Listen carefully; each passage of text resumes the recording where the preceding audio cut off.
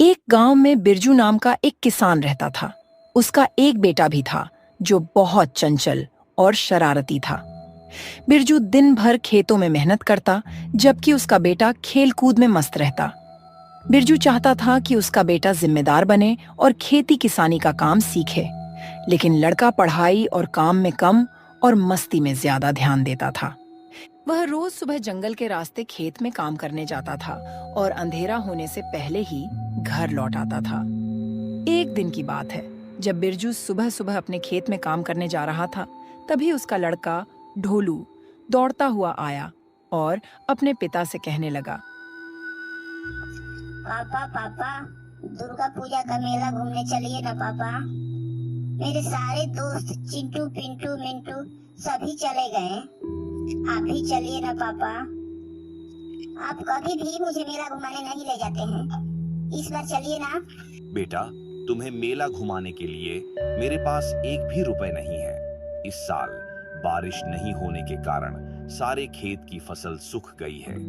जैसे तैसे काम करके घर चला रहा हूँ। शायद भगवान ही हम लोगों से नाराज है, सो ऐसे कष्ट भरे दिन देखने पड़ रहे हैं। हे भगवान, मैं क्या करूं? नहीं, मुझे मेला घूमने जाना है। आप हर साल इसी तरह से कहते हैं और जाते नहीं हैं। बेटा, हमारे जैसे गरीब लोगों के लिए कोई मेला नहीं होता। ये मेला केवल अमीर लोगों के लिए ही लगता है, हमारे जैसे गरीब लोगों के लिए नहीं। मैं पूरे जी जान से खेत में काम करता हूँ, फिर भी हम दरिद्र ही रहते हैं। न जाने भगवान हमारी ये हालत कब तक देखता रहेगा।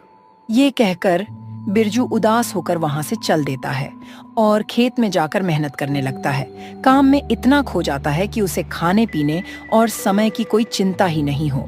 जब बिरजू अचानक आकाश की देखता है कि अंधेरा हो चुका है, तो बिरजू डर जाता है और जंगल के रास्ते अपने घर की ओर आने लगा। जंगल में काफी अंधेरा हो चुका था। बिरजू अंधेरा होने के कारण रास्ता भूल जाता है और घने जंगल की ओर चला जाता है। उसे समझ में नहीं आ रहा था कि इस जंगल से कैसे बाहर निकला जाए। तभी उस जंगल में एक बूढ़ा आदमी दिखाई देता है। जब बूढ़े ने बिरजू को देखा तो बिरजू के मन में डर समा गया। बेचारा बिरजू डरते हुए बूढ़े के पास गया और बोला, बाबा, आप कौन हैं? और इस सुनसान जंगल में अकेला क्या कर रहे हैं? मैं तो इस जंगल का रखवाला हूँ और इसी जंगल में सदियों से रह रहा हूँ। आज तक मुझे किसी ने भी नहीं देखा। मैं सबको दिखाई भी नहीं देता। तुम बड़े ही भाग्यशाली हो। कौन हो तुम? बाबा, मैं तो एक गरीब किसान हूँ। दिन रात मेहनत करता हूँ, फिर भी अपने परिवार को सुखी नहीं रख पाता हूँ। आज मेरा बेटा भी मुझसे नाराज हो गया। फिर अब मैं खेत से काम करके आ रहा था, अंधेरा होने के कारण रास्ता भूल गया और इधर आ गया। अब मैं क्या करूं बाबा? बेटा, मैं इस जंगल में कई सालों से भूखा हूँ। क्या तुम मुझे कुछ खिला सकते हो? बाबा, मेरे पास खाने के लिए कुछ नहीं है। केवल 2 मुट्ठी चने लेकर खेत में काम करने गया था। काम करने के सुर में वो भी नहीं खा पाया। ये लीजिए बाबा।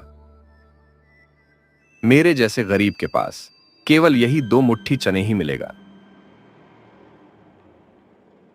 बिरजू के दिए हुए चने को बूढ़ा आदमी बड़े ही मजे से खा रहा था।